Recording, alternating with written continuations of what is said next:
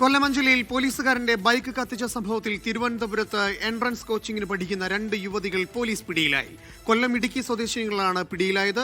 വൈദ്യപരിശോധന കഴിഞ്ഞ് മടങ്ങവേ യുവതികളിൽ ഒരാൾ വിഷം കഴിച്ച് ആത്മഹത്യയ്ക്ക് ശ്രമിച്ചു. യുവതിയെ പാരിപ്പള്ളി മെഡിക്കൽ കോളേജ് ആശുപത്രിയിൽ പ്രവേശിപ്പിച്ചു. പോലീസ് 2 പേരെയും അറസ്റ്റ് രേഖപ്പെടുത്തിയിട്ടുണ്ട്.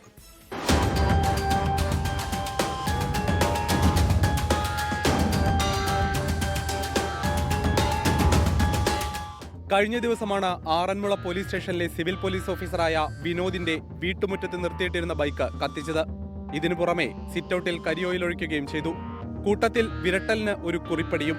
വർഷങ്ങൾക്ക് മുൻപ് വിവേക് ഡ്യൂട്ടി ചെയ്യുന്ന സമയം KSU പ്രവർത്തകരെ കോളേജിൽ വെച്ച് ലാത്തിക്കടിച്ചതിന്റെ വൈരാഗ്യമാണ് എന്നായിരുന്നു കത്തിലെ കുറിപ്പ്. ഇത് അന്വേഷണം വഴിതെറ്റിക്കാനാണെന്ന് തുടക്കത്തിലെ പോലീസിന് മനസ്സിലായി. പിന്നാലെ CCTV ദൃശ്യങ്ങളടക്കം കേന്ദ്രീകരിച്ച് നടത്തിയ അന്വേഷണത്തിലാണ് പ്രതികളായ യുവതികൾ പിടിയിലായത്. കൊല്ലം ശൂർനാട് സ്വദേശി ആരതിയുടെ സുഹൃത്ത് ഇടുക്കി സ്വദേശി ഗായത്രി മോഹൻ എന്നിവരാണ് പ്രതികൾ. 5 മാസങ്ങൾക്ക് മുമ്പ് വിവേകുമായി ആരതിയുടെ വിവാഹം ഉറപ്പിച്ചിരുന്നു. എന്നാൽ വിവേക് പിന്നീട് വിവാഹത്തിൽ നിന്ന് പിന്മാറുകയും നിശ്ചയത്തിന് ചെലവായ തുക നൽകുകയും ചെയ്തു. പക്ഷേ ആരതിക്ക് വിനോദുമായുള്ള ബന്ധം പിരിഞ്ഞ് ഇത് വൈര്യമായി. ഇതോടെയാണ് സുഹൃത്തിനെയും കൂട്ടി ബൈക്ക് കത്തിക്കാനെത്തിയത്. 21-ാം തീയതി ആരതി സുഹൃത്തായിട്ടുള്ള ഗായത്രിയെ കൊണ്ട് പെട്രോൾ വാങ്ങിപ്പിച്ചു.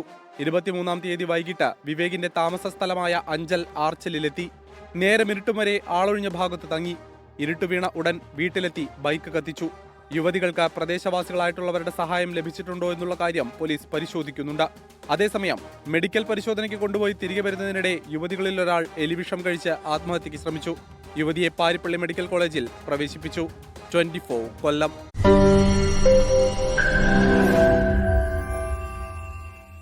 ലോകത്തെവിടെയായാലും ഏത് സമയത്തും 24 വാർത്തകളും ഓഗ്മെന്റഡ് റിയാലിറ്റി പാക്കേജുകളും എക്സ്പ്ലെയിനറുകളും വിശദമായി കാണാൻ ഞങ്ങളുടെ YouTube ചാനൽ നിങ്ങൾക്ക് സബ്സ്ക്രൈബ് ചെയ്യാം.